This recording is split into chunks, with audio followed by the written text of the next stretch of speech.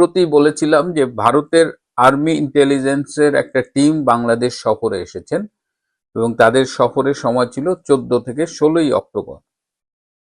এটি বলার পরে আমি আমার কমেন্টসে দেখলাম যে আপনারা অনেকেই বলেছেন যে না, আমার এই ইনফরমেশনটি সত্যি না, কারণ ভারতীয় সাংবাদিক চন্দন নন্দী বলেছেন যে এই সফরটি শেষ মুহূর্তে স্থগিত করা হয়েছে এবং এটি আমাদের একজন সহ ইউটিউবার সাজ্জাদ কাদিরের প্রোগ্রামেও বলা হয়েছে, এবং যেহেতু এই দুইজন বলেছে সেহেতু আমার এই তথ্যটা সত্যি না।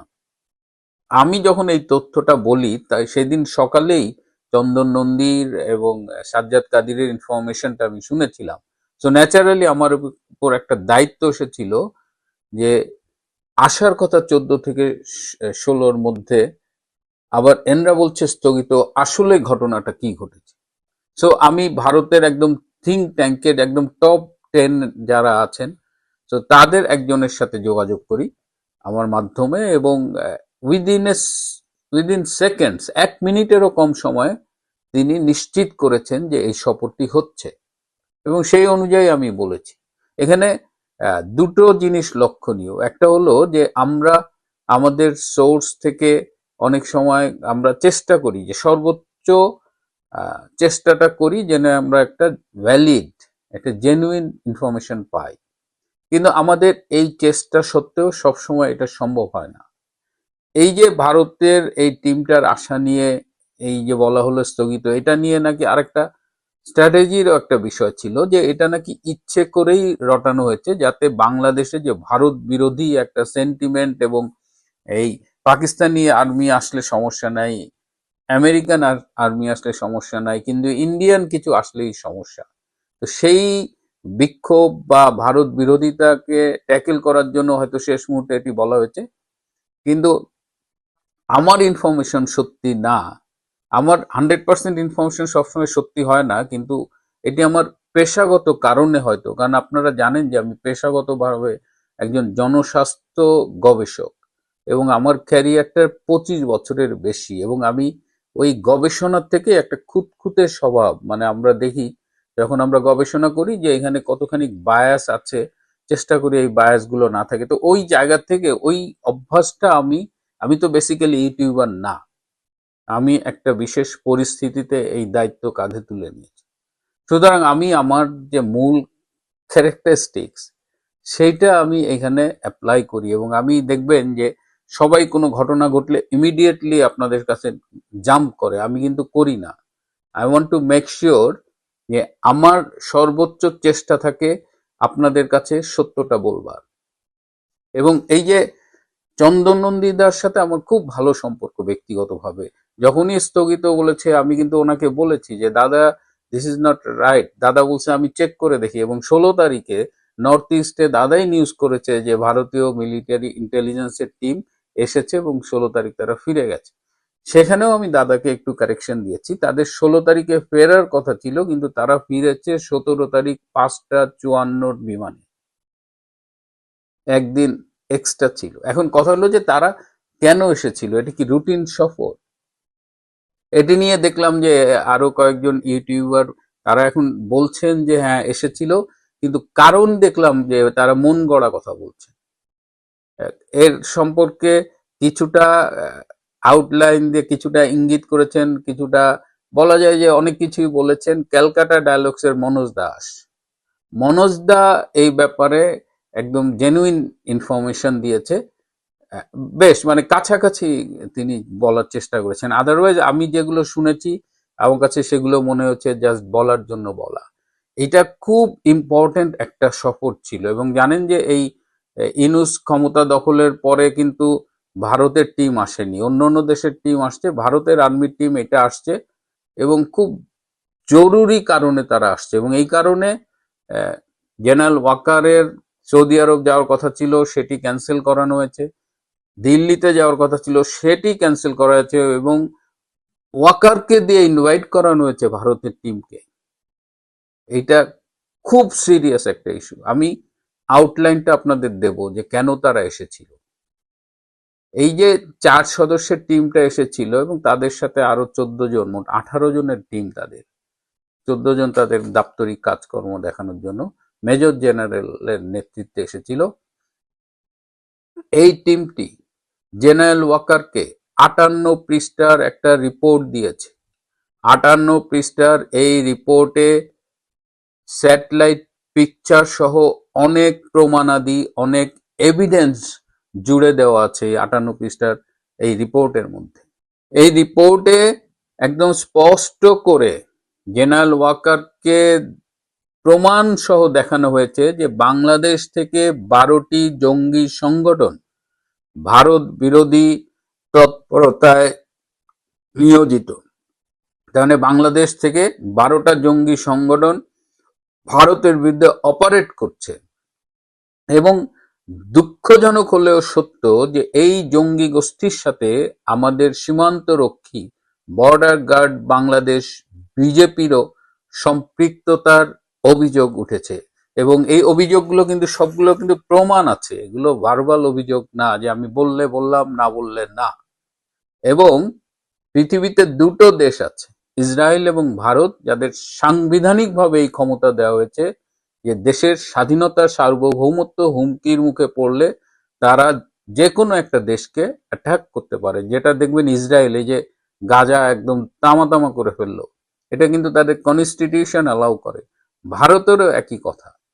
এবং এই প্রমাণ সহ ভারত খুব স্পষ্ট বার্তা দিয়েছে জেনারেল ওয়াকারকে যে পাকিস্তানে ভারত যে মে মাসে অ্যাটাক করেছিল অপারেশন সিঁদুর, সেই অ্যাটাকটা কিন্তু একদম প্রিসিশন, মানে একদম টার্গেটেড মিসাইল অ্যাটাক করেছিল এবং সেগুলো জঙ্গি আস্তানায় অ্যাটাক করেছিল এবং অনেক জঙ্গি নিহত হয়েছিল।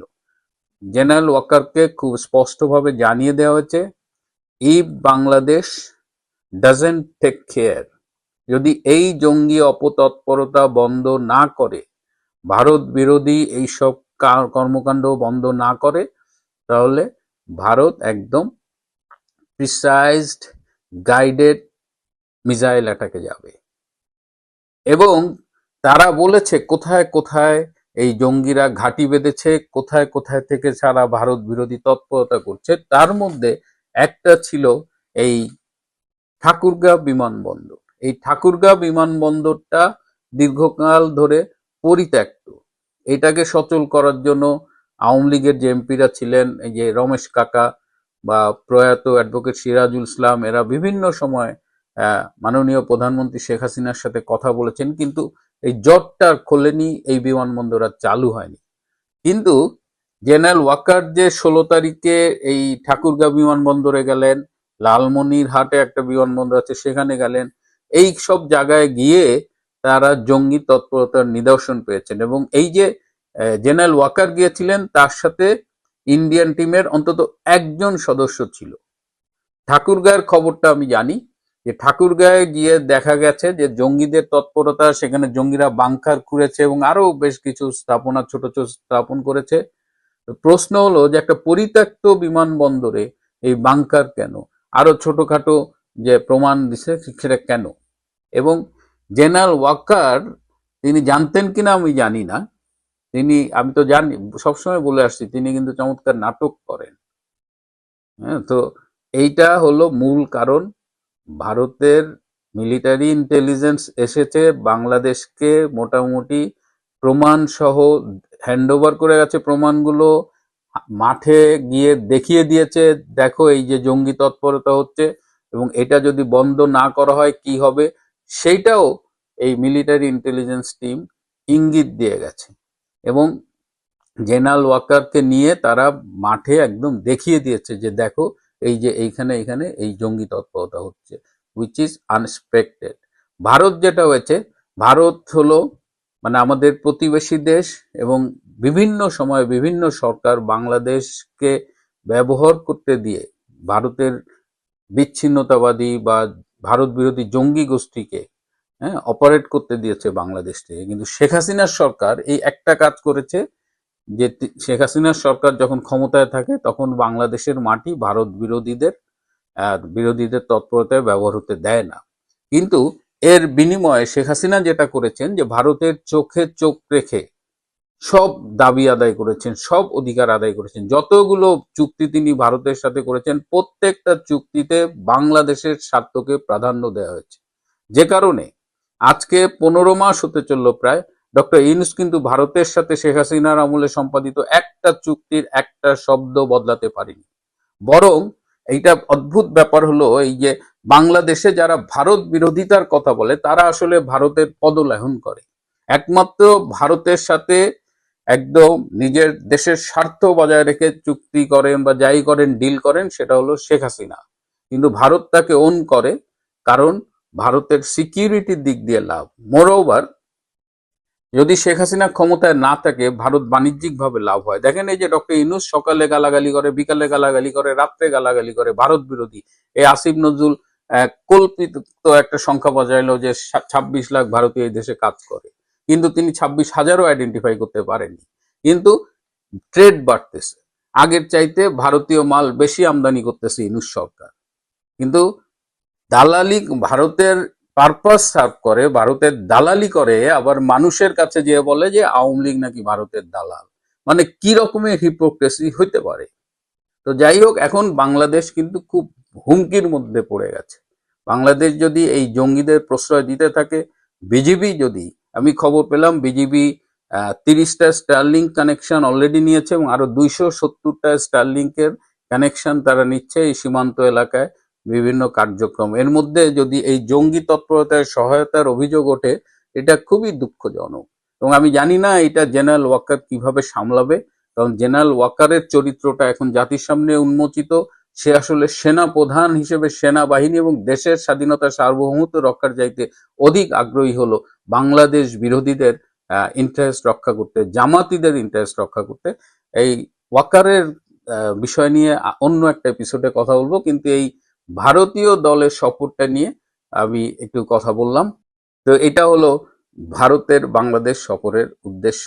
আমরা মনের মাধুরী মিশিয়ে অনেক গল্প করছি, কিন্তু প্রকৃত সত্য বাংলাদেশের ইউটিউবার বা সংবাদ মাধ্যমে তো প্রশ্নই আসে না। আমাদের সংবাদ মাধ্যম তো এখন মোটামুটি বাঙ্গি চাষের মাধ্যম। আমি জানি না সামনে কি হবে। সারা দেশে আগুন লাগছে, এই যে চিটাঙে লাগলো, মিরপুরে লাগলো, এখন আজকে ঢাকা এয়ারপোর্টের কার্গো সেকশনে লাগছে। এটা ডেফিনেটলি পরপর এতগুলো আগুন কাকতালীয় হতে পারে না, এটা অবশ্যই ষড়যন্ত্রের। এটা দেশ ধ্বংসের যে নীল নকশা নিয়ে ডক্টর ইউনূসরা এসেছে তার অংশ হওয়ারই কথা। এবং দেখবেন সাথে সাথে এর পেছনে আওয়ামী লীগ, এর পেছনে অন্য অন্যদের তুড়ে মানে নাম জুড়ে দিয়ে এই সার্ভিস আলমরা মূল ঘটনার থেকে দেশবাসীর দৃষ্টি সরানোর চেষ্টা করবে। কিন্তু আমার মনে হয় যে ডক্টর ইউনূস, সার্ভিস, হাসনাত, এদের চরিত্র বোধহয় আপনাদের কাছে উন্মুক্ত হয়ে গেছে। এদের নিয়ে এদের এদের স্বরূপ আপনারা জেনে গেছেন। এখন বাংলাদেশ কি এদের হাতে ধ্বংস হতে দেব?